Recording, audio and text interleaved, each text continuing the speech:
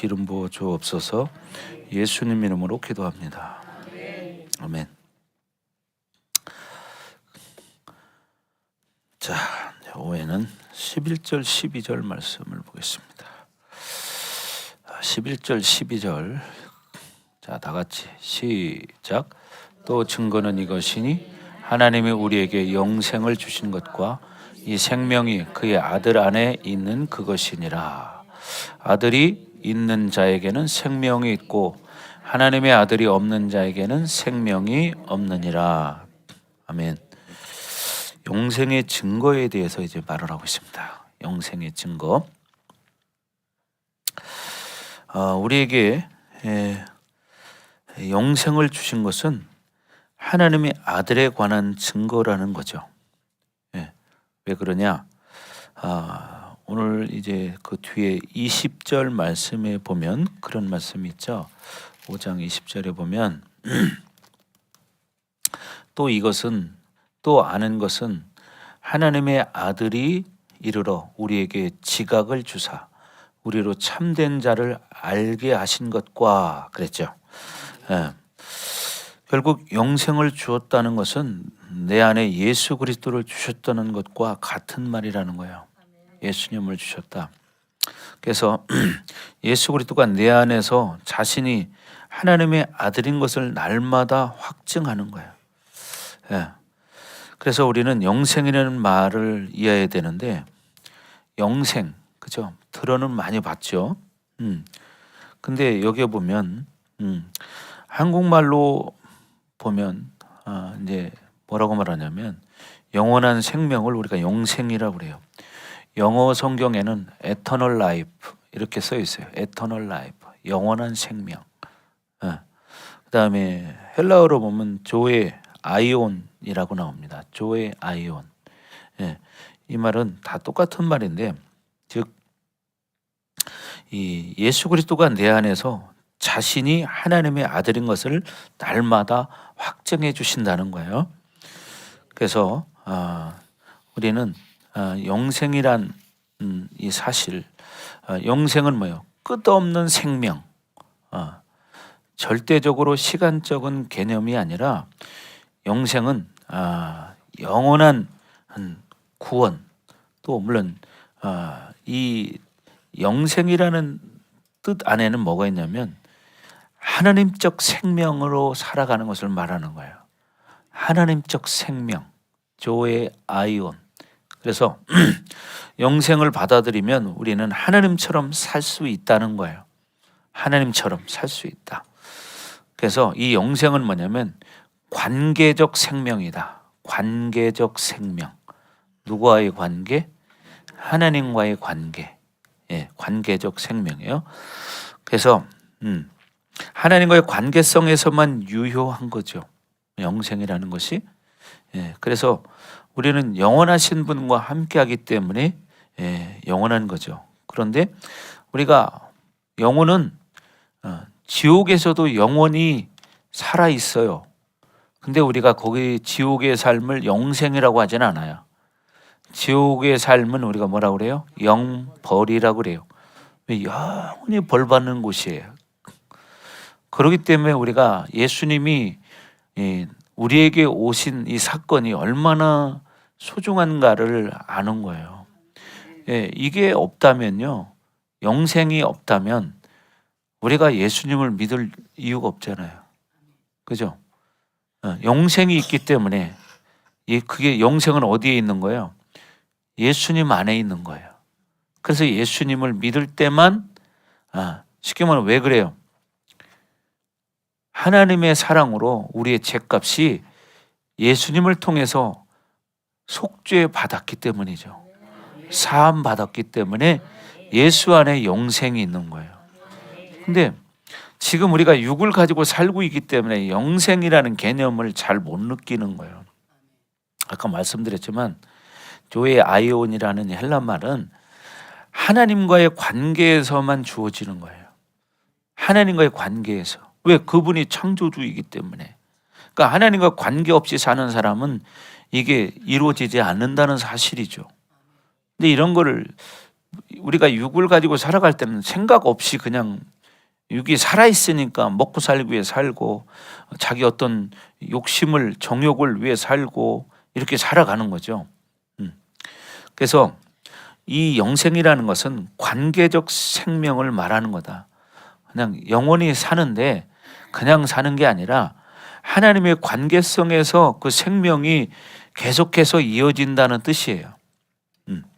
그래서 우리는 이렇게 영원하신 분과 함께 살기 때문에 우리가 영원한 거고, 또 그 거룩하신 분과 살기 때문에 우리는 어떻게 해요?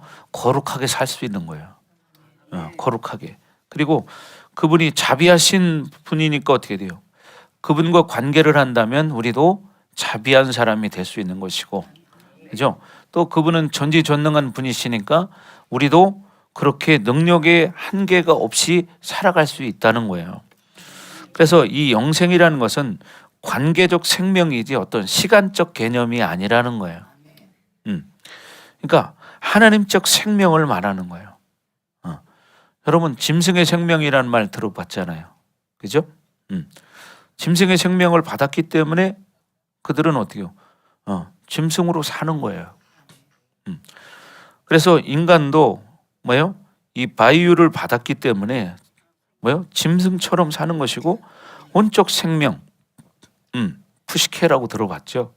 예. 그러니까 자기가 자기 방식으로 사는 걸 푸시케라고 그래요. 혼적 생명. 그리고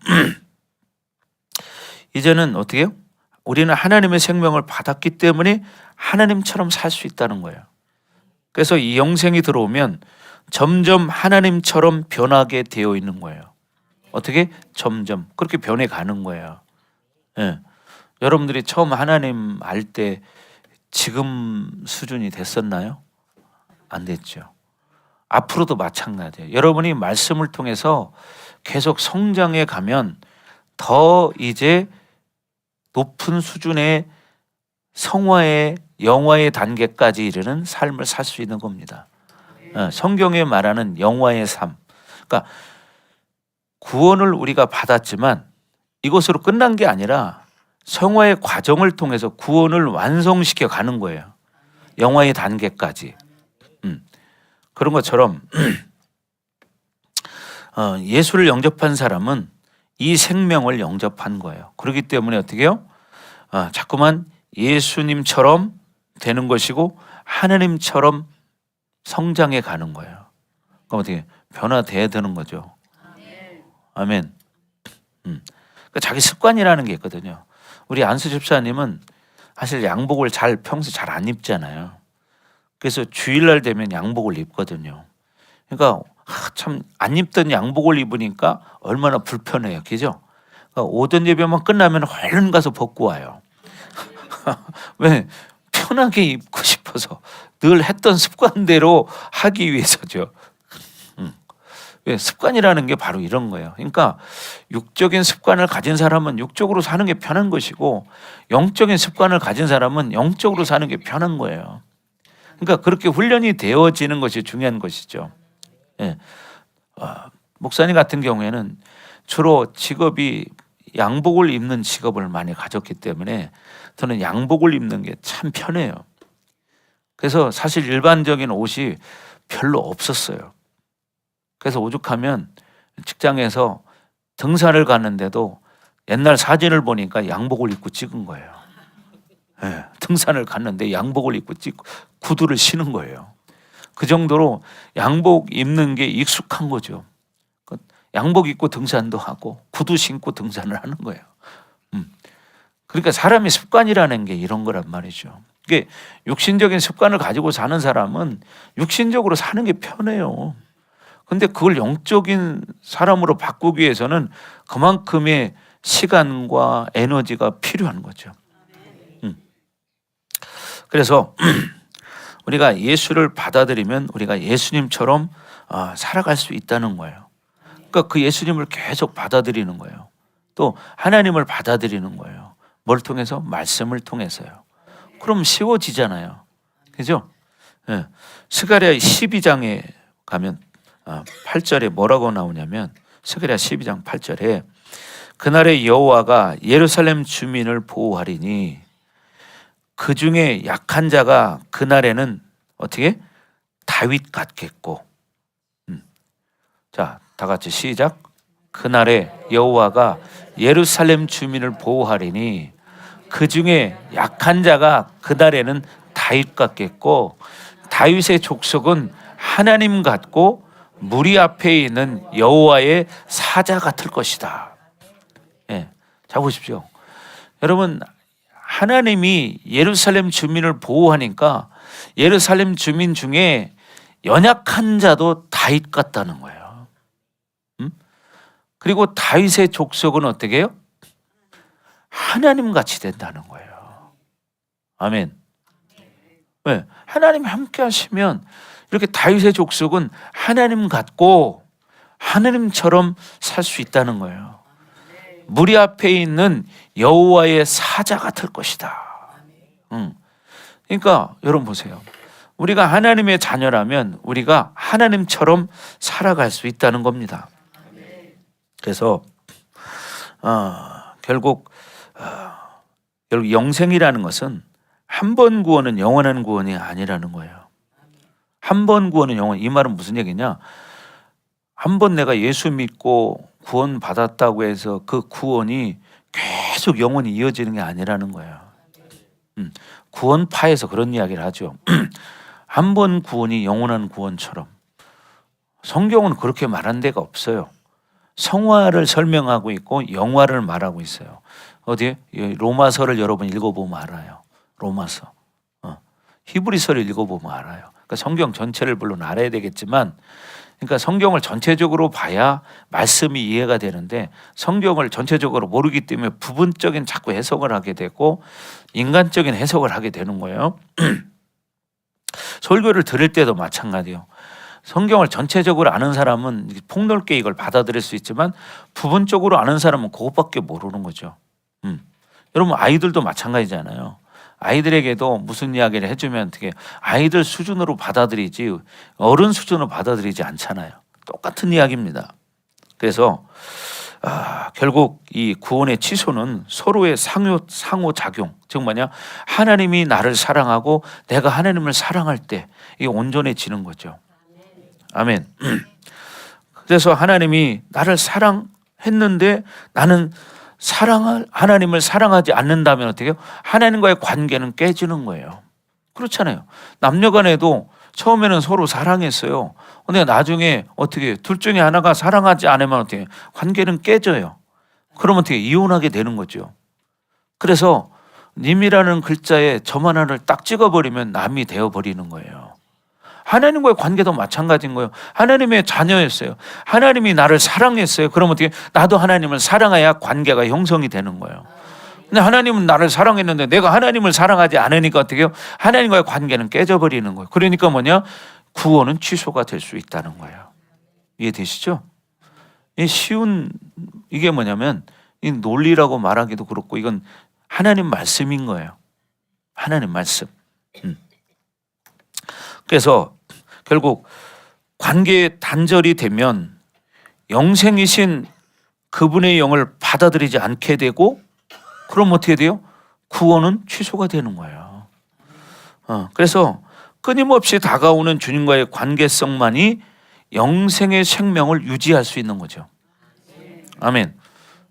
왜 기도하지 못할까요? 하나님의 생명이 제한되고 있다는 증거예요. 어떤 것이 되었든 하나님과의 이 생명이 자꾸 제한이 되니까 기도를 못하게 돼요.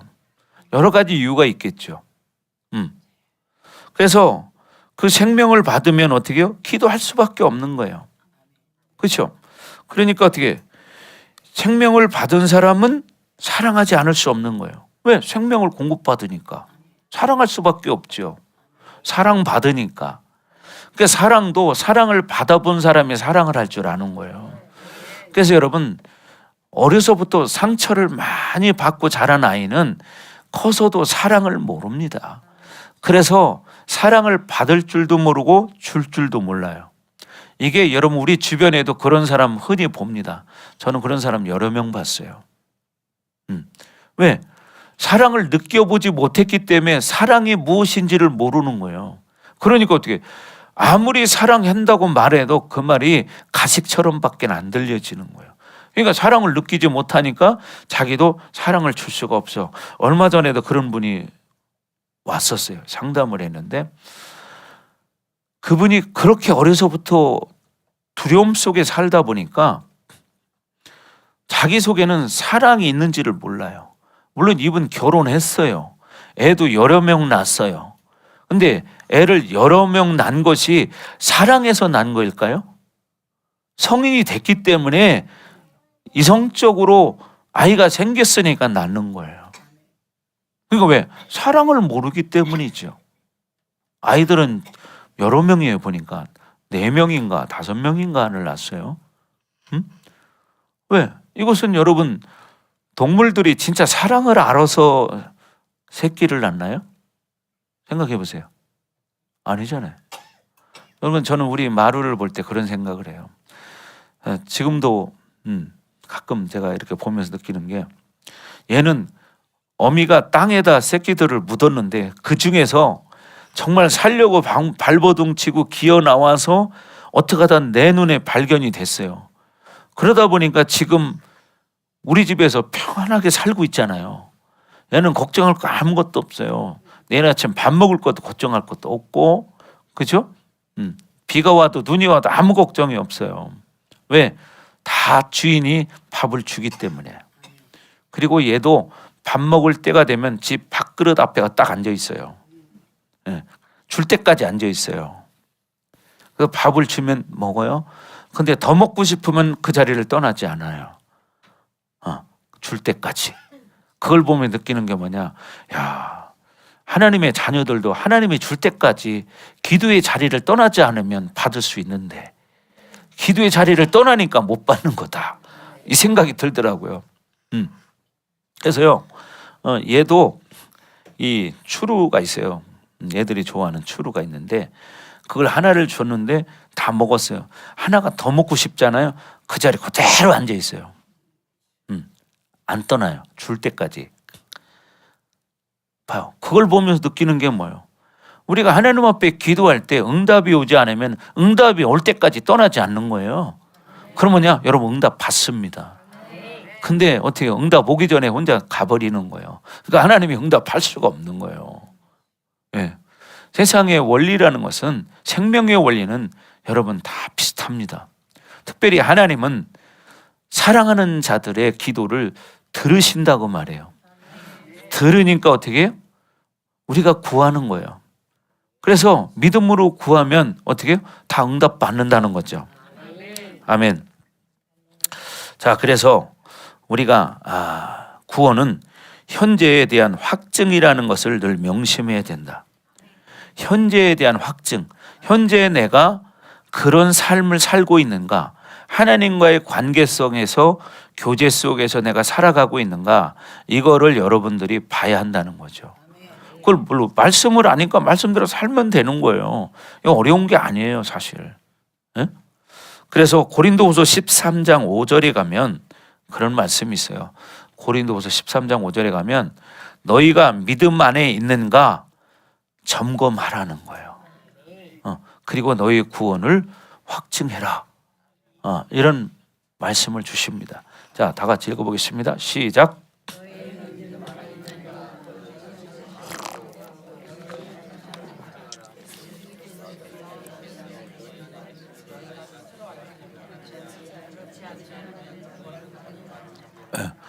너희는 믿음 안에 있는가? 너희 자신을 시험하고 네가 진짜 믿음이 있는지 너희 자신을 봐라 그 말이죠.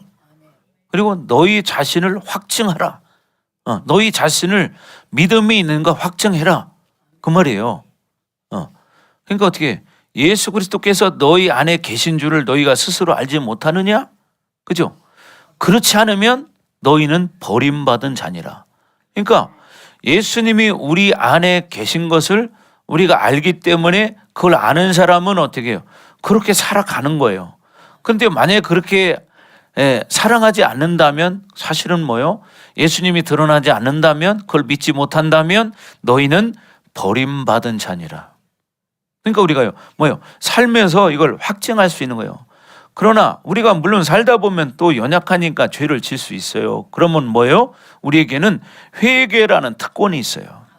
그러니까 우리가 회개하면서 또 새로워지고 가는 거지, 우리가 뭐 맨날 100% 완벽하게 살아야만 구원받는다 이렇게 말하지 않아요. 그러니까 여러분들이 여러분 자신을 말씀에 비추어서 나를 점검하고, 그리고 날마다 어떻게 내가 믿음 안에 있는가, 너희 구원을 예수 안에 있는가 확증해라, 그 말이죠. 아멘. 그러니까 어떻게 그렇게 살려면 살 수 있고, 그렇게 살지 않으려면 안 살 수 있어요. 그건 뭐예요? 자기 선택인 거예요. 그게 뭐예요? 인간에게는 자유의지라는 게 있어요. 그러니까 자유의지를 줘야만 우리가 이렇게 자유롭게 선택할 수가 있죠. 그래서 여러분 창세기 3장에 보면 인간이 최초의 죄 지는 사건이 나오잖아요. 거기에 보면 어떻게 해요? 눈에 보기에 좋아요. 그러니까 아름답게 보여. 먹음직스럽게 보여요. 그런데 왜 하나님이 그렇게 선악을 알게 하는 나무를 심었을까? 그것은 바로 여러분 인간에게 자유의지를 선물로 주었기 때문이에요. 그러니까 자유에 의해서 우리가 사랑할 수도 있고 사랑하지 않을 수도 있는 거예요. 그렇잖아요. 그러니까 처음에는 사랑했는데 나중에는 또 어떻게 해요? 사랑하지 않을 수 있어요. 그럼 어떻게 관계는 끊어지는 거죠. 그러니까 부부가 이혼하는 거예요. 하나님과의 관계도 그런 거죠. 처음에 하나님의 사랑을 받았어요. 근데 받았는데 하나님의 사랑을 자기가 느끼지 못하고 누리지 못하고 삶으로 드러나지 않는다면 그 관계는 깨지기 시작하는 거죠. 그러니까 어떻게 돼요? 하나님과의 관계는 이제 깨진 거예요. 그럼 끝난 거죠. 그러나 하나님은 우리에게 또 뭐예요? 회개할 수 있는 특권을 주셨어요. 그러니까 어떻게 우리는 또 회개하는 거예요. 예수의 이름으로. 그럼 어떻게 돼요? 또 회복이 되는 거예요. 그래서 여러분 구원의 취소가 될 수 있다. 그런데 일반적으로 어떤 분들은 한번 구원받으면 영원한 구원인 것처럼 생각합니다. 또 장로교에는 예정론이라는 게 있습니다.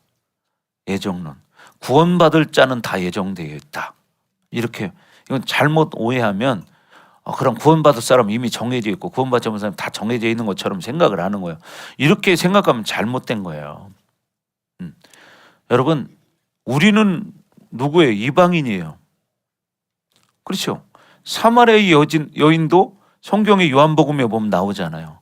예수님이 우물가에 갔어요. 근데 거기 보니까 사마리아 여인이 물을 뜨러 왔어요. 근데 이 예수님이 그 여인에게 물 좀 달라고 그래요. 그러니까 사마리아 여자가 말합니다. 당신 유대인인데 어째요 사마리아인인 나에게 물을 달라 합니까? 이렇게 물어봐요. 그러다 나중에 뭐라고 그래요? 예수님이 내가 주는 물을 먹으면 다시 물을 기를 필요도 없다. 영원히 목마르지 않는다. 이런 얘기를 하니까 육적인 해석을 해요. 이 여자는 모르니까. 근데 나중에 그럼 뭐라고요? 이 여자가 그러면 나도 그렇게 해달라는 거예요. 나도.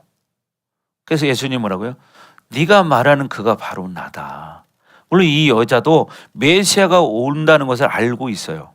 근데 자기 앞에 있는 예수가 메시아인 걸 모르는 거예요. 그때 예수님이 네가 말하는 그가 바로 나다 이렇게 설명을 합니다. 그러니까 이 여자가 그때부터 이제 달라지기 시작하고 나중에는 또 뭐라고 그래요?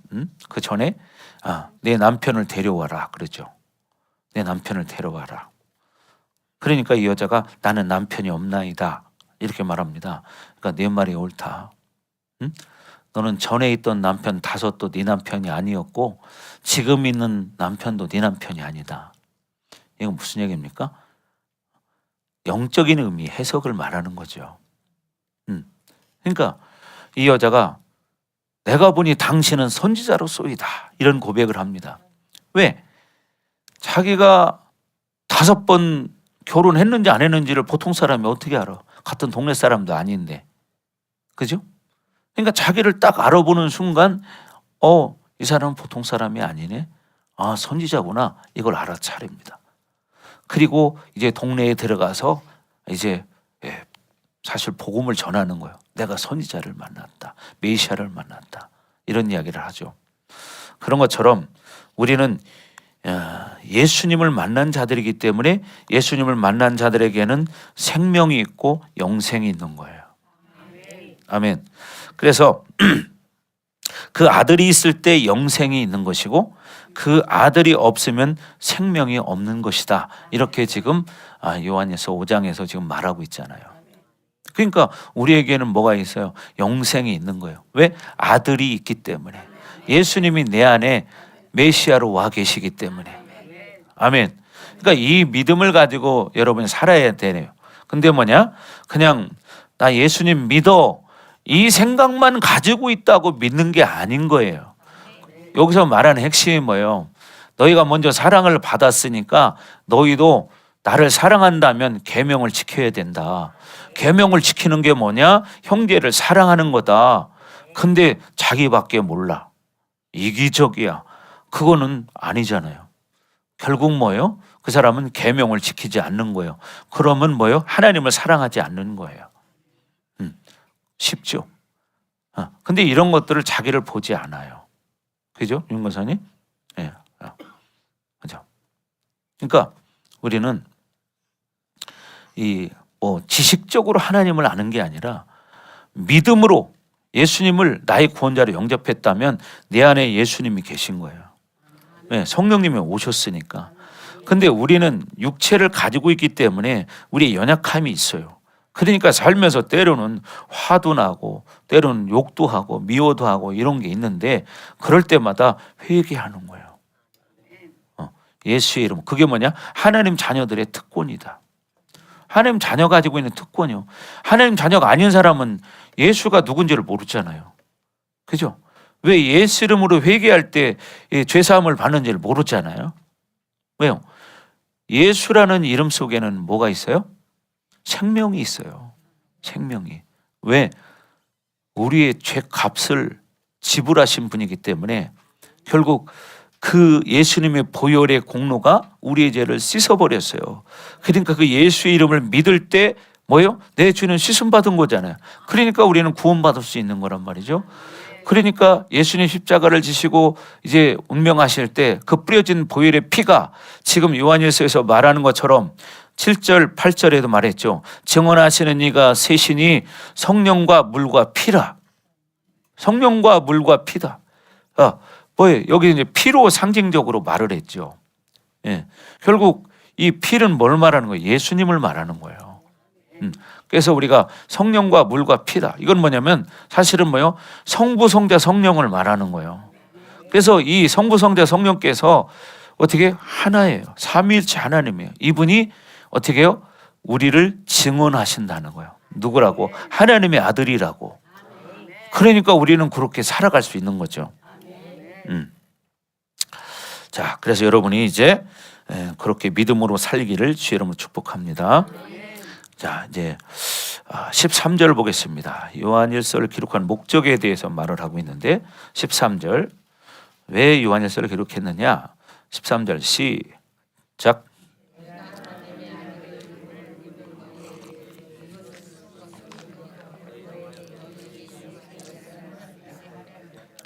아멘. 요한일서의 기록의 목적은 요한일서 1장 4절에도 말한 것처럼 그런 말이죠. 우리가 이것을 쓰면 뭐예요? 우리의 기쁨이 충만하게 하려 함이라. 이런 말씀이 있죠. 기쁨이라고 말했는데 교제하는 자는 늘 기뻐하는 삶을 살 수 있는 거예요. 그렇죠?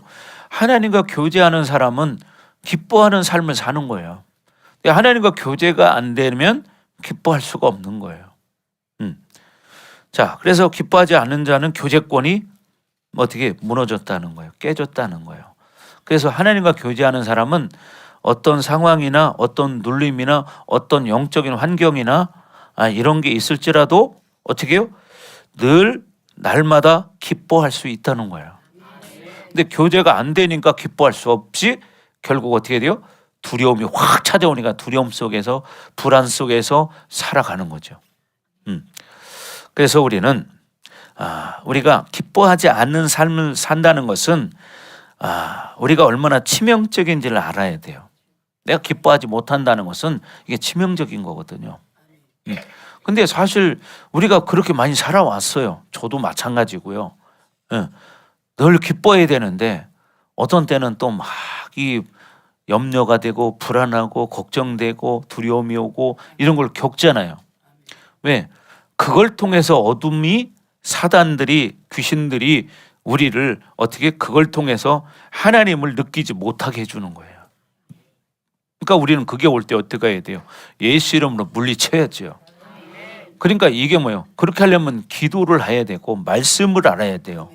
그래야 그걸 이길 수가 있는데 기도하지 않고 말씀을 모르니까 그냥 환경적인 세상적인 조건 그거밖에는 모른다 이 말이죠. 우리 안수 집사님이 쫙 바라보고 계시네요. 전에는 반대로 바라봤는데 자 그래서 여러분 우리가 어떤 존재인가를 인정한다면 어떤 환경이 있지만 거기 환경에 눌리지 않는다는 거예요. 그분의 존재와 교류가 없기 때문에 어떻게 기뻐하지 못하는 거예요. 이걸 잃어버리면. 그래서 우리가 성령 충만을 유지한다는 것이 그래서 중요한 거예요. 그리고 말씀을 알아야 되고 그래서 또 기도 훈련도 해야 되고 그럴 때 왜 우리는 현실이 있기 때문에 현실을 통해서 막 공격이 들어오니까 현실이니까 불안하고 두렵고 이런 일이 있는 거예요. 근데 그런 게 있지만 말씀을 알고 기도하면서 하나님과 교제하다 보면 그게 이제 떠나가요. 왜? 하나님 살아계시고 성령으로 우리와 함께 하시기 때문에 이걸 느낄 수 있어야 한다는 거예요. 근데 그 하나님과 교제하지 않으면 어떻게 해야 돼요? 세상 것만 찾을 수밖에 없어요. 사람 의지하려고 하고 돈 의지하려고 하고 이거밖에 없어요. 그래서 무엇이 없어도 있어도 하나님과의 교제권 안에 있는 사람은 기뻐하는 삶을 살아갈 수 있다는 거죠. 교제권이라는 게 뭐냐면 실질적인 권세를 말하는 거예요. 그러나 뭐냐? 아까 얘기했지만 지금 현실적인 어려움이 있어요. 그런데 내가 그걸 아는 사람이라면 그게 있지만 이것을 믿음으로 돌파하고 가는 거예요. 이게 차이점이에요. 목사님은 목사니까 내가 이런 말 하니까 그런 게 하나도 없을 것 같잖아요. 저도 있어요. 있는데 뭐냐? 제가 믿음으로 이기고 가는 거예요. 이게 바로 우리가 해야 할 일이거든요. 그리고 어떻게 늘 말씀 먹고 기도하고 회개하고 살아가는 거예요. 제가 어제 저녁에 그런 일이 있었어요. 차를 타고 운전하고 다 이렇게 오는데 코너를 도는데 빨리 달리지 않았어요. 천천히 도는데 갑자기요 오토바이가 내 차 앞으로 확 이렇게 가버리는 거예요. 그냥 들어받을 뻔했죠. 화가 나더라고요. 그래서 창문 내렸어요. 옛날 같으면 차 확 박아버리는데 앞에다가. 그랬더니 돌이 뭐라고 그러더라고. 그래서 소리 한번 질렀습니다. 처음으로. 나이도 어린애 같더라고. 그래서 그냥 왔어요. 옛날 같으면 차에서 내렸어요. 그러니까 사모님이 여보 그냥 가 그러더라고. 그래가지고 물론 그냥 오죠. 내가 싸우겠습니까? 그러더라고. 근데 나도 너무 놀란 거야. 왜냐면 차가 오고 있는 중인데 그냥 비스듬히 간 것도 아니고 앞으로 이렇게 가로질러 버린 거예요. 그러니 그냥 받을 수밖에 없잖아요. 근데 제가 천천히 왔기 때문에 그를 브레이크를 밟아서 안 부딪혔어요. 그냥 차가 가면은 주의를 해야 되는데 그냥 알고 보니까 그 근처에 오른쪽에 어떤 식당에 그를 뭐 배달 음식을 가지러 가는 중이었나 봐요. 보니까 바로 그 오른쪽에 그 식당으로 들어가더라고. 나중에 보니까. 그러니까 자기 목적지만 생각하고 차는 의식하지 않은 거예요. 제가 하나님을 몰랐다면 옛날 그게 나왔겠죠. 저도 옛날에는 한성질 한 사람이기 때문에 그냥 안 넘어가거든요. 근데 하나님 알고 나서부터 이게 이제 바뀌는 거죠. 제가 사실 그런 일이 있어도 지금까지 웬만해서 말하는 적이 없어요. 그냥 아이고 바쁜가 보다 이렇게 하고 지나갔는데 어제는 너무 그렇게 당황스럽게 앞으로 확 들어왔기 때문에 저도 놀랬고 걔도 놀랬죠. 그래서 내가 참 옛날 같으면 내렸는데 안 내리고 그냥 왔습니다. 이게 뭐예요? 변해 가는 거잖아요. 나도. 그죠? 변해가는 거예요. 내가 하나님을 몰랐다면 내려가지고 혼냈겠죠. 근데 뭐요? 하나님을 아니까 거기서 끝내고 그냥 오는 거예요. 왜? 사고 안 낸 것이 감사하죠. 그렇지 않겠어요? 이게 우리의 모습인 거예요. 목사님이라고 저는 뭐 혈기 하나도 안 날까요? 그러면 좋겠죠. 그러나 저도 가끔 날 때가 있어요. 근데 뭐냐, 그럴 때마다 어떻게 하냐? 회개하는 거예요. 나를 바라보고 하나님 또 내 안에 혈기가 움직였습니다. 하나님 용서해 주세요. 그리고 회개하는 거예요. 이게 인간이에요. 뭐 그냥 전혀 안 움직이는 이 안식 단계에 들어가면 얼마나 좋을까. 내가 바라는 게 그거예요. 그래서 저는 참 인품이 잘 된 사람들 보면 부러워요. 참, 야, 어떻게 저렇게 할까. 부럽죠. 여러분, 그래서 저도 말씀을 이렇게 전하면서 중요한 게 그렇게 살아보려고 노력하는 거예요. 그러니까 어떻게 해요? 어제 같은 일이 있었지만 그냥 지나가는 거예요. 뭐 싸우면 또 뭐 할 거예요, 그거. 그렇지 않아요? 막 옛날처럼만 주먹으로 그냥 한 방 날리고 그렇게 하면 시원할지 모르겠지만 그렇게 하면 안 되잖아요. 그럼 여러분 뉴스에서 나를 보게 될 거예요. 이게 사람이란 말이죠. 그래서 우리가 이렇게 하나님의 자녀가 됐기 때문에 어떻게 해요? 우리는 이렇게 변화된 삶을 살아가는 거예요. 그리고 그렇지 않은 모습을 발견할 때는 자꾸만 어떻게 예수 이름으로 회개하고 다시 회복되어지는 것이다. 아멘. 그래서 요한일서 2장 1절에도 말합니다. 나의 자녀들아, 내가 이것을 너에게 쓰면 너희로 죄를 범하지 않게 하려 함이라. 예, 뭐요? 우리로부터 어떻게 해요? 죄를 범하지 않게 하기 위해서 기록했다는 거예요. 자, 다 같이 시작.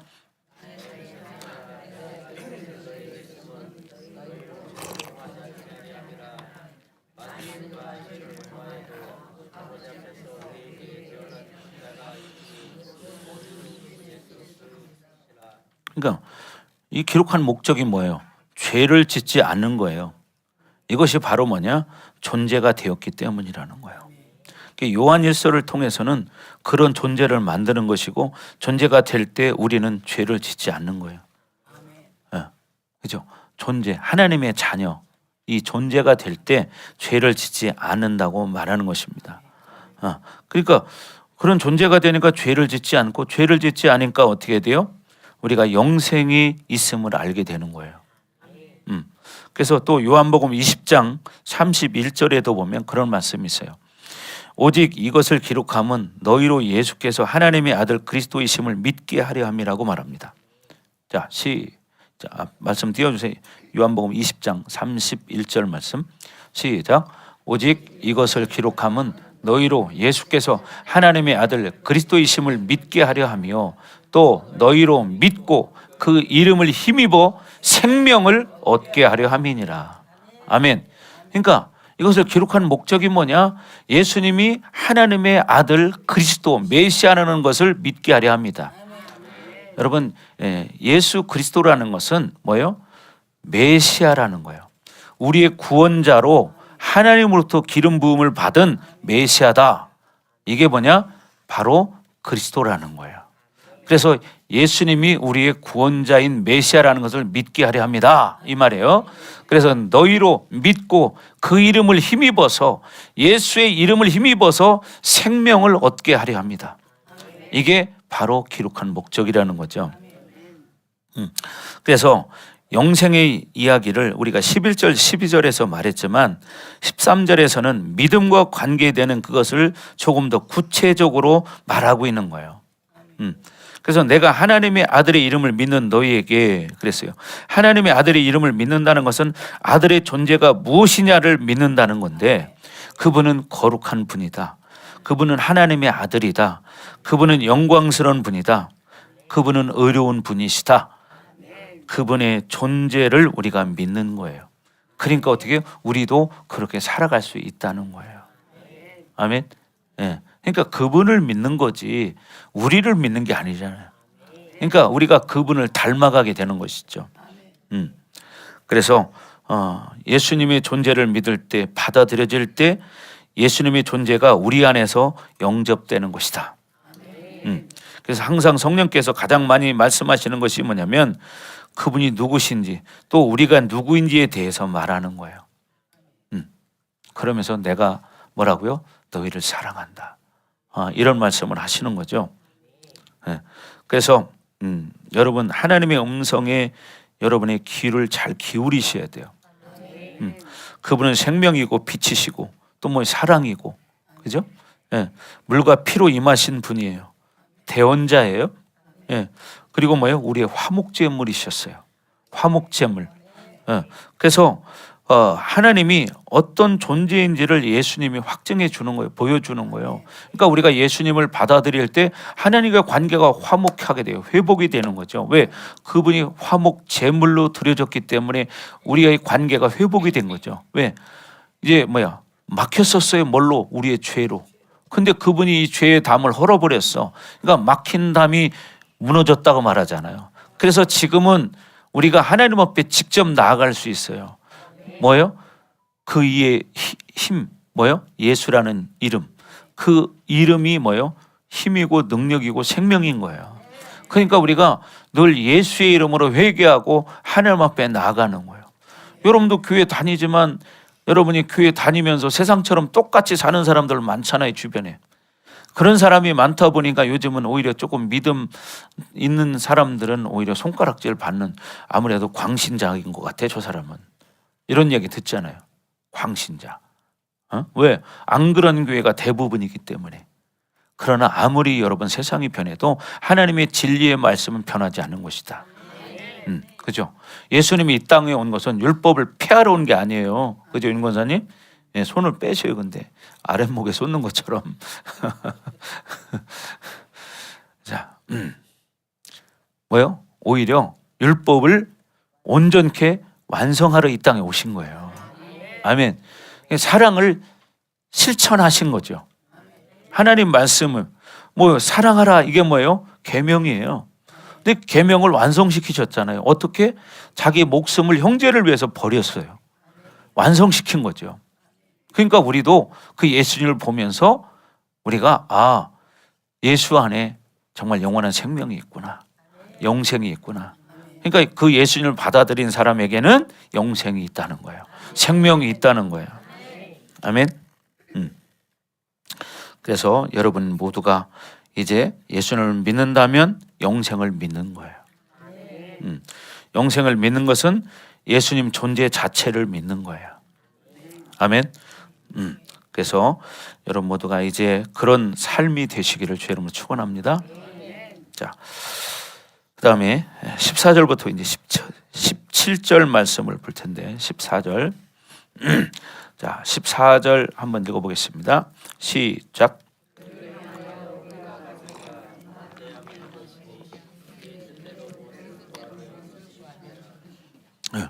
그를 향하여 우리가 가진 바 담대함이 뭐냐면 그의 뜻대로 무엇을 구하면 들으신다는 거예요.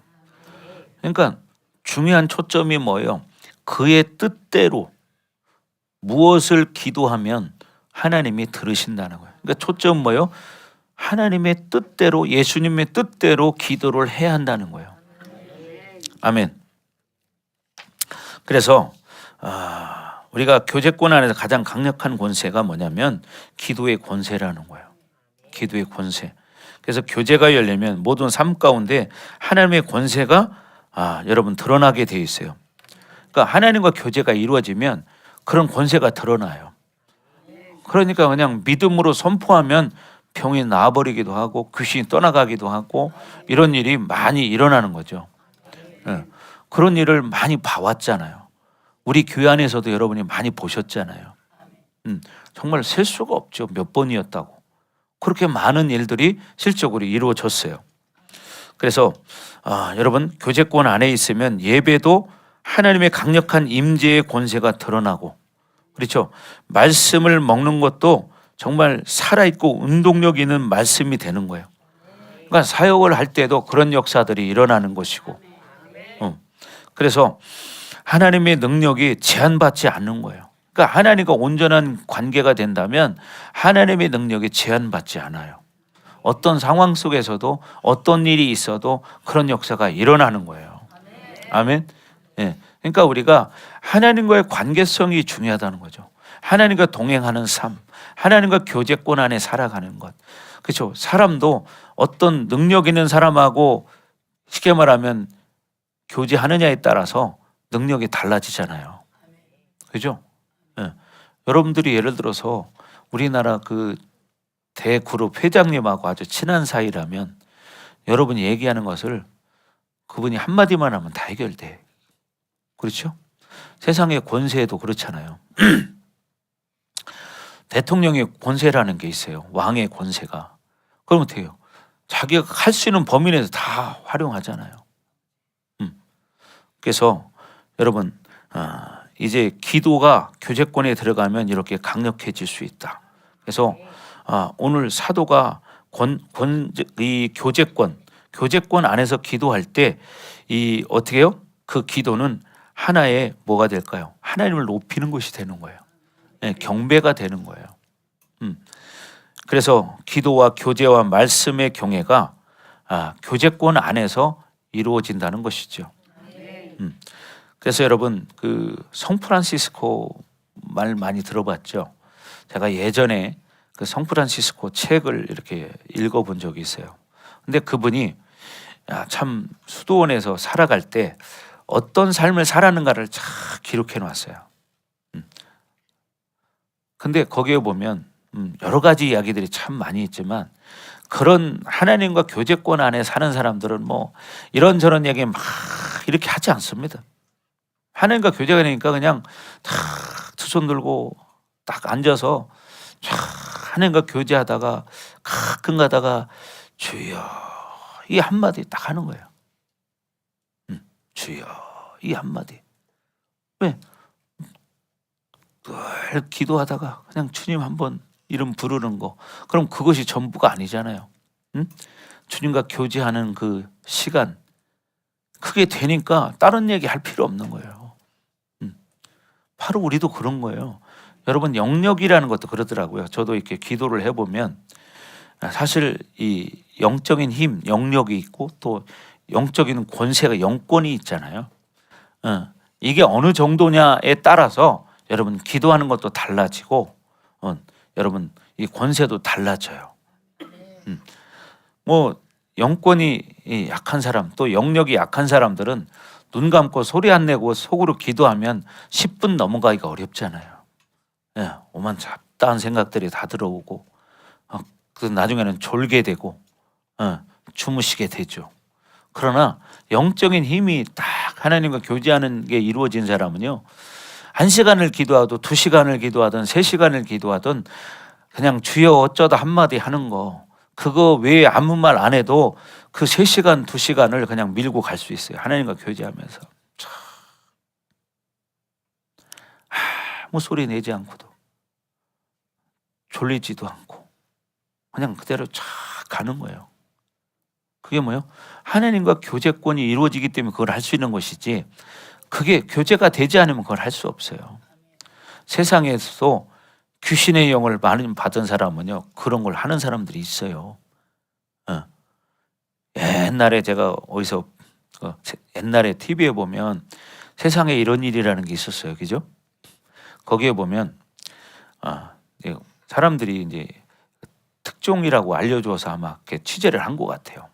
예전에 제가 옛날에 본 기억이 있는데 어떤 남자가요 저녁에 산에를 가요. 그러면 혼자 탁 정자세를 하고 탁 앉아가지고요 탁 손 벌리고 이렇게 하고서 나를 셉니다.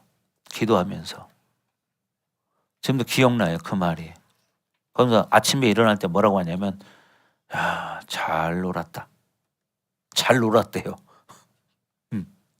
그럼 누구하고 놀았다는 얘기예요? 네, 귀신하고 놀았다는 얘기죠. 봐요. 세상의 우상을 섬기는 이 무당들도 영빨이 떨어지면 산기도하러 가요. 그렇죠? 산기도하러 가.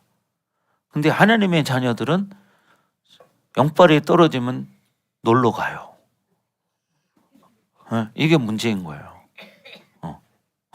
놀러 가. 이게 그래서 제가 예전에 그런 얘기 했잖아요. 목사님이 어느 날 기도를 하는데 하나님의 음성이 들렸어요. 정말이에요. 제가 안 들은 걸 들었다고 하면 내가 뭐가 되겠습니까? 하나님 앞에 지금 말씀을 전하고 있는데, 응? 내 종들이 무당만도 못한 종들이 많으니라. 이 음성이 뚜렷하게 들렸어요. 저는 깜짝 놀랐어요. 이게 무슨 말이지? 내 종들이 무당만도 못한 종들이 많다? 이게 뭘까? 가만히 생각해 보니까 뭐예요? 무당들은 영빨 떨어지면 산기도하러 가는데 목사님들은 영빨 떨어지면 놀러 가요. 등산 가고. 내가 안 들은 걸 들었다고 말할 수 없어요. 분명히 들었기 때문에. 봐요. 그러니까 오늘날 목사님들이 신학을 했다는 그 자체만 가지고 신학 가지고 얼마든지 설교할 수 있어요. 그렇잖아요? 얼마든지 멋있게 지식적으로 진짜 깔끔하게 할 수 있어요. 그러나 그런 설교를 들었다고 해서 영혼이 회복되지 않아요. 그런 설교 들었다고 귀신이 떠나가지 않아요. 그렇잖아요. 병이 낫지 않잖아요. 왜요? 여러분, 아무리 겉모양이 아름다워도 그 말씀 가운데 그 생명이 그대로 전달이 될 때 그 능력이 나타나는 거예요. 근데 그게 아니고 그냥 그렇게 듣기 좋은 소리 아무리 해도 그 설교를 아무리 몇십 년을 듣고 살아도 그 성도의 삶은 변하지 않더라. 수십 년을 살아도. 그러니까 여러분 중요한 게 뭐예요? 말씀을 생명으로 먹고 그 말씀을 가지고 내 삶에 적용해서 내가 그렇게 살아가지 못한다면 그거에 대해서 철저히 예수 이름으로 회개하고 변화된 삶을 살아갈 때 오늘 말씀하는 것처럼 계명을 지키게 되고 계명을 지키는 것이 뭐예요? 사랑하는 거예요. 형제를. 예. 그런다면 교회 안에 싸울 일이 없어요. 그렇잖아요. 분란이 생길 일이 없죠. 근데 그게 없기 때문에 그런 일들이 벌어지는 거고 교회 안에 싸우는 일들이 얼마나 많이 있습니까? 어떤 분이 이야기한 것처럼 세탁소에 옷을 맡기러 갔더니 막 이 누구하고 말다툼을 하고 있다는 거죠. 근데 이야기를 들어보니까 한 분이 소리를 팍 지르면서 여기가 교회인 줄 알아! 뭐 그러더라는 거예요. 왜? 교회에서 싸우는 걸 많이 봤다는 얘기죠. 여러분, 교회가 싸우는 장소가 아니에요. 물론 영적 싸움을 한다면 할 수 있겠지만 성도들 간에 싸우는 게 아니라 사랑하는 관계가 돼야 되는 거예요. 자기보다 못한 사람이 있거나 연약한 사람이 있을 때는 그 사람을 품어줘야 되고 섬겨줄 줄 알아야 되는 거예요. 아멘? 그것이 뭐냐? 사랑을 실천하는 거예요. 근데 막 말로 공격하고 그래서 상처를 주고 이런 일들이 많다 보니까 문제들이 생기는 거죠.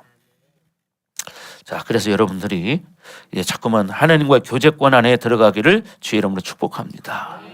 아멘. 자, 14절에 말한 것처럼 뭐라고요? 우리가 이렇게 그의 뜻대로 무엇을 구하면 하나님이 어떻게 하신대요? 들으신대요. 그러면 여러분 어떻게 해야 돼요? 어떻게 해야 돼요? 그렇죠. 하나님의 뜻대로 기도하는 삶을 살아야 되겠죠. 아멘.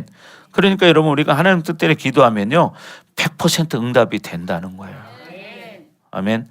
그래서 기도라는 것이 뭐냐면 처음에는 내 뜻을 가지고 하나님 앞에 기도하지만 하나님 앞에 가보면 하나님 뜻을 발견해요. 그러면 그 뜻을 가지고 내려와서 하나님의 뜻대로 이제 기도하는 사람이 돼요. 그러면 어떻게 해요? 100% 응답이 이루어지는 거예요. 그런데 끝까지 자기 기도를 하기 때문에 자기 생각으로만 기도하기 때문에 기도가 응답되지 않는 거예요. 하나님이 원하는 게 요구하는 게 뭘까? 그걸 알고 기도를 해야지. 그렇죠? 자, 그래서 결국 기도라는 것은 내 뜻을 죽이는 작업이 또한 기도다. 뭐라고요? 내 뜻을 포기하는 거예요. 기도하다 보면 그걸 발견하거든요. 그래서 저도 그랬어요. 처음에 저도 참 몇천 명 모이는 이런 목회를 할 꿈을 꿨었어요. 근데 기도하다 보니까 그게 이제 기도가 바뀌더라고요. 하나님이 원하시는 것은 내가 그런 몇천 명 모이는 목회하기를 원하는 게 아니라 중요한 것은 나부터 하나님과 온전한 관계가 되는 거예요. 그리고 그 교회 성도들을 하나님의 사람으로 한 사람 한 사람을 만들어가는 것이 중요한 것이지, 숫자를 여기 뭐 1,000명, 2,000명, 3,000명, 5,000명 모이는 게 중요한 게 아니라 이 말이죠. 수십만 명이 모여도 믿음이 없다면 하나님은 거기에 관심이 없습니다. 여러분 이걸 분명히 아셔야 돼요. 제가 그걸 알았기 때문에 어떻게 해요? 그때부터 제 기도가 바뀌기 시작한 거예요. 그리고 제가 바뀌려고 노력하고 우리 성도들을 내가 몇 사람을 데리고 목회하든 말씀을 정확히 가르쳐서 이 사람들이 하나님 기뻐하는 하나님의 자녀들로 살기를 원한다. 이게 하나님의 뜻이거든요. 그렇게 살아갈 때 그 성도가 복을 받는 것이고 그 가정이 회복되는 거고, 어떻게 해요? 이 다음에 하나님 앞에 갔을 때 상이 있는 거예요. 근데 그게 아니고 그냥 귀만 풍성한 그런 설교만 듣고 산다면 내면의 세계는 하나도 변화가 일어나지 않는 거예요. 그래서 여러분 모두가 정말 하나님의 뜻과 하나가 되는 기도를 할 수 있는 여러분 되기를 주의 이름으로 축복합니다. 자, 시편 130편 1절 2절 말씀을 보겠습니다. 시편 130편 1절 2절.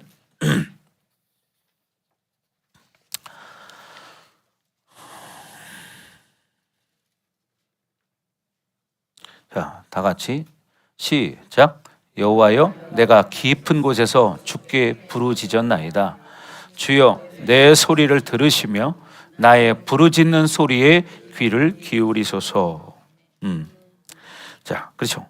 하나님의 뜻대로 구하면 하나님은 무조건 들으십니다, 여러분. 그래서 결국 우리는 들어도 우리의 한계 때문에 뭘 해줄 수가 없어요. 그러나 창조주는 들은 것을 반드시 해줄 수 있습니다. 왜? 그분은 창조주이기 때문에. 그러나 하나님의 뜻이 아닌 내 욕심대로 구하기 때문에 응답받지 못하는 거예요. 그래서 여러분 야고보서에 보면 이런 사람은 응답받기를 기대하지 마라 이렇게 말하죠. 그게 뭡니까? 두 마음을 품은 자. 이랬다 저랬다 변덕이 심해요. 그러니까 그런 사람은 응답받기를 기대하지 마라. 뭐냐? 불신이 있는 사람은 응답받기를 기대하지 마라. 그 소리예요. 아멘. 그러니까 뭐냐? 여러분 믿으라는 거예요. 그냥 믿는데 뭐가 문제예요? 근데 믿지 못하는 내가 문제인 거지. 그렇잖아요. 믿지 못하는 마음을 갖게 만드는 내 영적인 내면의 세계가 문제인 거죠. 그럼 어떻게 돼요? 진리를 먹으면서 내 안에 비진리를 뽑아내는 시간을 계속 만들어가는 거예요. 그럴 때 뭐요? 우리가 이제 조금씩 변화되기 시작하고 우리의 내면의 영적인 세계가 달라지기 시작하는 거죠. 여러분 교회를 수십 년 다녀도 이런 거 하나 신경 쓰지 않고 그냥 교회만 왔다 갔다 하고 연수되면 그냥 직분이나 받고 이렇게 사는 사람들이 얼마나 많습니까? 얼마나 많아요 그런 사람들이. 그래서 우리는 하나님의 뜻대로 기도하는 그런 성도가 되어야 된다. 아멘. 아멘. 자, 여러분 그래서 하나님은 모든 것을 하나님의 의지대로 하신다는 거예요. 우리의 필요를 아시는데 왜 기도할 필요가 있냐? 여러분 하나님 모르는 게 아니라 다 알고 계세요. 그러나 구하라고 그랬잖아요. 찾으라, 두드리라, 그래야만 열릴 것이니.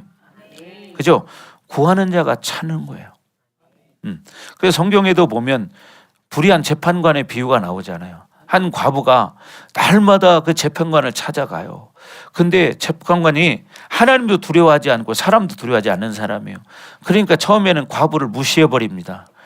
저 과부 무시해버려요. 근데 그 과부가요 날마다 찾아가요. 그러니까 나중에는 어떻게 해요? 내가 하나님도 사람도 두려워하지 않지만 나를 쉽게 말해서 귀찮게 하니까 저 과부의 기도를 들어줘야겠다. 그렇게 말합니다. 하물며 하나님이 너희 천부께서 구하는 자에게 원하는 걸 주시지 않겠느냐 그 말이죠. 아멘. 그러니까 뭐냐? 구하라는 거예요. 언제까지? 응답 올 때까지. 아멘. 예를 들어서 하나님은요, 구하지 않고 기도하지 않는데 하나님이 그걸 주신다면 그 사람은 패역하게 됩니다. 그러지 않겠어요? 패역한 사람이 되고 말아요. 에스겔 36장 37절에 가면 그런 말씀이 있습니다. 이스라엘 족속이 이같이 자기들에게 이루어 주기를 내게 구하여야 할지니라. 하나님께서 말씀하셨대. 구하라고. 자, 시작. 주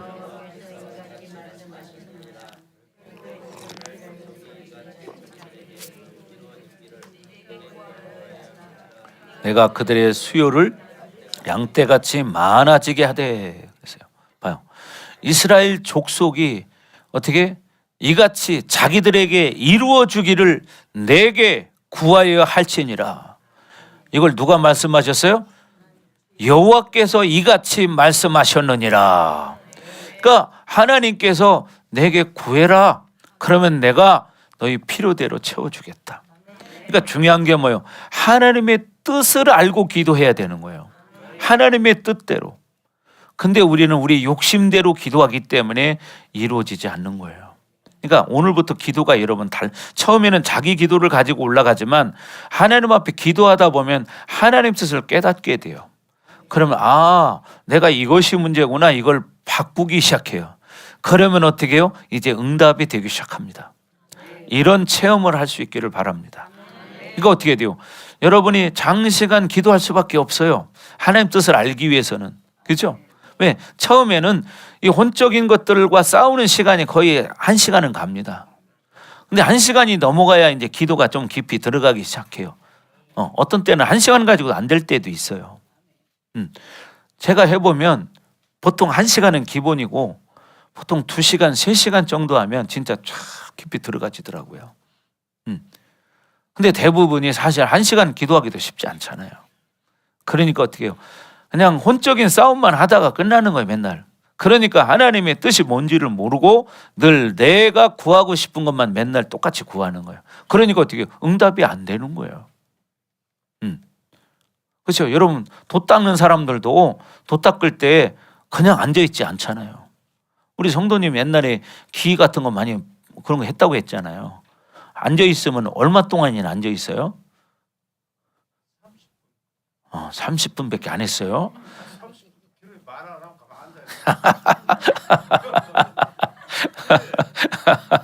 30분도 길대요. 그렇죠. 말 안 하고 가만히 앉아있는 게 왜? 막연하게 하기 때문이죠. 그러나 살아계신 하나님과 교제를 하다 보면요, 제가 성도 때 해보니까 3시간이 눈 깜빡할 사이 지나가더라고요. 정말 눈 감고 기도하다가 눈 떠보면 2시간 반, 3시간이야. 어이구, 벌써 이렇게 됐네? 나는 시간이 얼마 안 된 것 같은데. 그러니까 뭐예요? 하나님과 교제가 되면 여러분 기도하는 시간이 쑥 지나가 버립니다. 그러니까 교제가 안 되니까 이게 길게 느껴지고 맨날 핸드폰 뭐 연락 온 거 없는가 이 생각하고 핸드폰 쳐다보고 또 목마르니까 물 먹으러 가고 이렇게 하니까 어떻게 산만해서 기도가 집중이 안 되는 거야. 어떤 사람은 핸드폰을 앞에다 놓고 하잖아요. 또 더운데나. 그리고 왜? 기도하다가 눈 떠서 핸드폰 한번 쳐다보고 눈 감았다가 또 쳐다보고 감았다가 이렇게 하니 뭔 놈의 기도가 되겠어요. 그러니까 그 사람에게는 핸드폰은 나의 목자시니 내게 심심함이 없으리로다. 이렇게 되는 거죠. 그러니까 자기 심심한 걸 다 핸드폰이 해결해 주니까. 여러분 여호와가 나의 목자가 돼야지.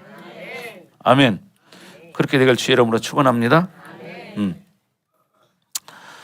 자, 그래서 우리는 하나님 앞에 하나님 뜻대로 기도하면 응답받지 못할 것이 없다. 아멘. 자, 15절 보겠습니다. 오늘 본문 5장 15절.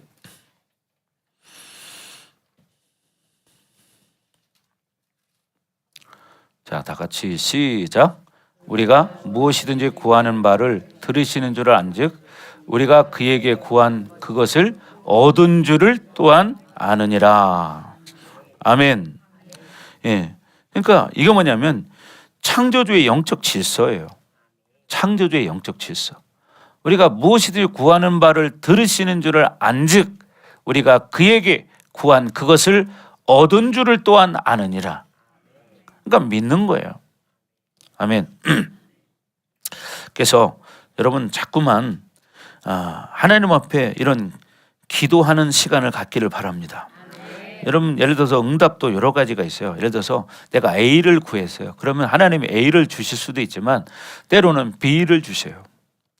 어떤 때는요 응답이 없을 때도 있어요. 이것도 응답이다. 그러니까 여러분이 계속해서 A를 구하면 A를 받는 것인데 그러나 하나님은 B를 말씀하실 때가 있다고. 그러면 뭘 가지고 기도해야 돼요? B를 가지고 기도해야 돼요. 그럴 때 여러분 응답이 이루어지는 것입니다. 그럴 때 우리의 감격이 커지는 것이고 여러분이 자꾸만 어떻게 해요? 감사하는 삶이 되고 영적인 사람으로 살아가기 시작하는 거예요. 그렇게 되기를 바랍니다. 그러니까 하나님의 뜻을 정확히 알고 기도할 수 있는 사람이 돼야 돼요. 그러니까 어떻게 돼요? 하나님 앞에 자꾸 여쭙는 기도를 해야 되겠죠. 하나님 나는 지금 이런 기도가 지금 기도 제목이 있는데 하나님의 뜻은 어떻습니까? 하나님 뜻은 무엇입니까? 자꾸 여쭙는 기도를 한동안 해야 돼요. 그럴 때 어떤 때는 진짜 뭐 하루 만에 응답하실 때도 있겠지만 어떤 때는 며칠 지나서 아니면 몇 달이 지나서 응답할 수도 있어요.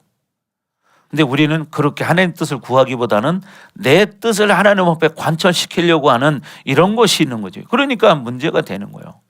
하나님이 나에게 요구하는 게 뭘까?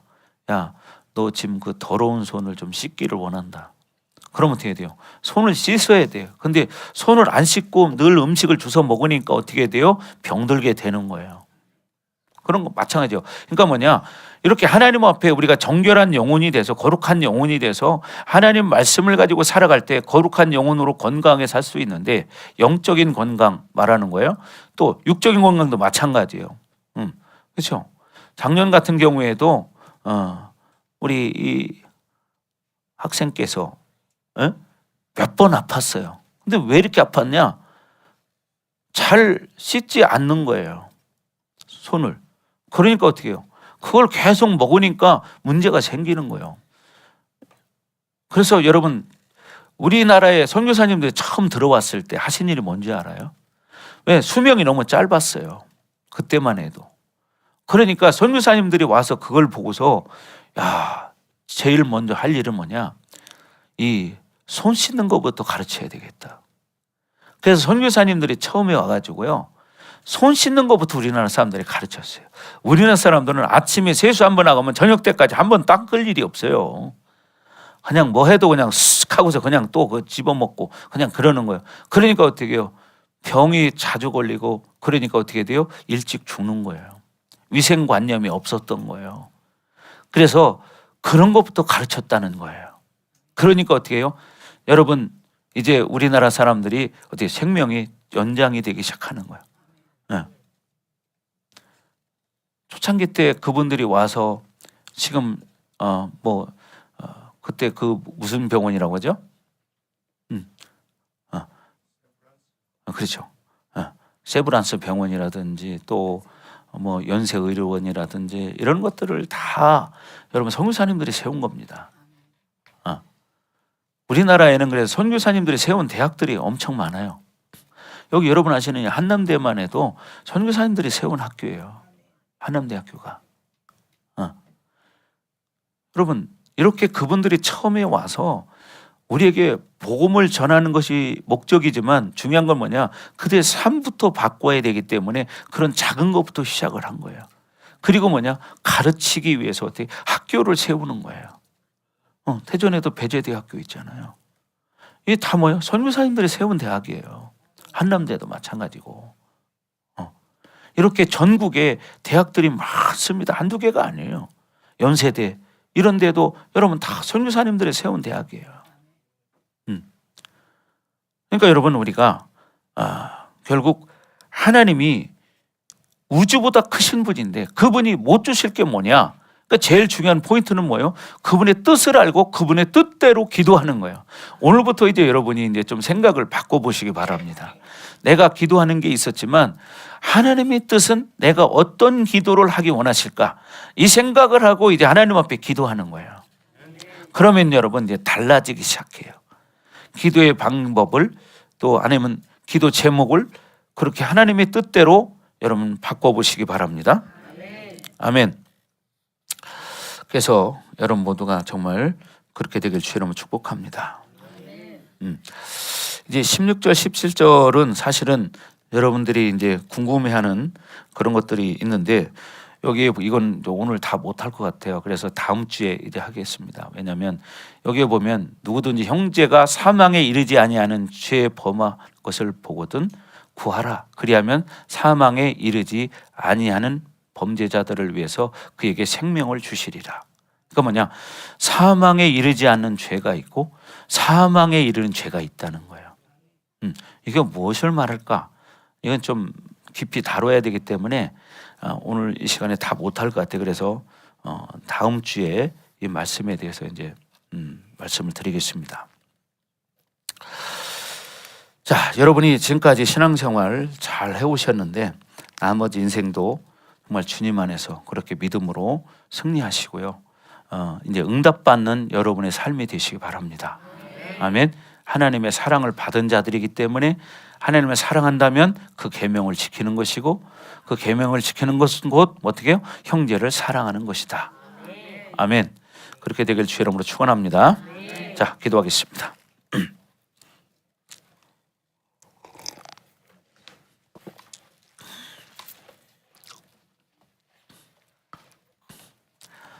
자신 기도할 때 하나님 오늘 말씀처럼 우리가 하나님의 뜻대로 무엇을 구하면 하나님 들으신다고 하셨습니다. 그리고 하나님께서 응답하신다고 말씀하셨습니다. 그래서 지금까지 우리가 기도하면서 혹시 바꿔야 할 것이 무엇인지 하나님 깨닫게 하시고 알게 하여 주옵소서. 그래서 하나님의 뜻대로 기도하는 우리 성도들 되기 원합니다. 기름 부어 주시옵소서. 전나같이 주여 믿고 기도합니다. 주여! 오 할렐루야. 아버지 하나님 감사합니다. 하나님 우리가 기도할 때에 하나님께서 들으신다는 것을 분명히 알고 있습니다. 그러나 중요한 것은 하나님의 뜻대로 기도하는가 아니면 나의 뜻대로 기도하는가입니다. 하나님 우리가 하나님의 뜻을 알아서 하나님의 뜻대로 기도하는 그런 믿음의 삶을 살기 원합니다. 그래서 우리의 삶 가운데서 우리가 원하는 기도의 제목들이 다 응답되는 역사가 일어나게 하여 주옵소서. 주님을 찬양합니다. 하나님 영광을 받아 주시옵소서. 오 하나님, 우리는 먼저 하나님 앞에 사랑을 받은 자들입니다. 우리가 하나님 앞에 사랑을 받은 자들이기에 하나님의 사랑을 알고 그 사랑을 나누어 줄 수 있는 그런 사랑의 성도들이 되길 원합니다. 기름 부어 주시옵소서. 기름 부어 주시옵소서. 주님을 찬양합니다. 하나님 영광을 받아 주시옵소서. 만왕의 왕이신 우리 주 하나님을 찬양합니다. 하나님 영광 받아 주시옵소서. 오 할렐루야. 아버지 하나님 성령의 불과 기름 부으심으로 늘 우리 새롭게 하여 주셔서 정말 우리가 새로운 삶을 살아갈 수 있도록 우리의 영과 육과 혼을 정결하게 하나님 씻어 주시옵소서. 오 하라바라바 샤라바 더 충만하게 더 기름 부어 주시옵소서. 이하라바라바 더 충만하게 더 기름 부어 주세요. 주님을 찬양합니다. 하나님 영광 받아 주시옵소서. 오라바라바라바라바 주님을 찬양합니다. 하나님 영광 받아 주시옵소서. 이하라바 더 충만하게 하나님 더 기름 부어주세요. 하나님 이제 우리가 하나님 말씀대로 하나님을 사랑하며 계명을 지키는 자들이 되길 원합니다. 하나님을 사랑하는 증거가 우리가 계명을 지키는 것이라고 오늘 말씀합니다. 그것은 곧 형제를 사랑하는 것입니다. 하나님 우리가 형제를 사랑할 때 하나님 말씀의 계명을 지킨다고 오늘 본문은 말하고 있습니다. 하나님 우리에게 기름 부으셔서 이 계명대로 형제를 사랑할 수 있는 은혜를 주시고 믿음을 주시옵소서. 하나님 우리의 연약함을 하나님 아십니다. 하나님 우리의 연약함들이 드러날 때마다 예수 이름으로 회개할 수 있는 믿음 주셔서 하나님 이제 우리의 연약함이 회복되어 이제 이 연약함이 우리의 강점이 되게 하시고 하나님과 깊은 교제 속으로 들어갈 수 있도록 하나님 은총을 내려 주옵소서. 주님을 찬양합니다. 하나님 영광 받아 주시옵소서. 그렇습니다. 하나님 우리가 이제 요한일서 5장 말씀을 듣고 있는데 이 말씀들이 우리의 삶 가운데 실제로 이루어지기 원합니다. 하나님이 먼저 우리를 사랑하셨듯이 이제 우리가 하나님을 사랑한다면 그의 계명을 지키고 형제를 사랑하는 것이라고 말합니다. 하나님은 우리의 기도를 들으신다고 말씀하셨습니다. 하나님, 우리가 하나님의 뜻대로 기도할 때 하나님은 100% 응답하시겠다고 말씀하셨습니다.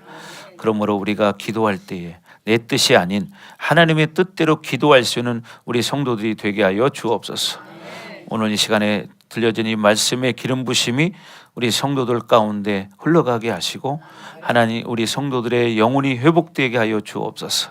그래서 우리 성도들을 통하여 이들의 가정이 회복되게 하시고 이들의 가족들이 다 구원받는 역사가 일어날 수 있도록 하나님은 은총을 내려 주옵소서.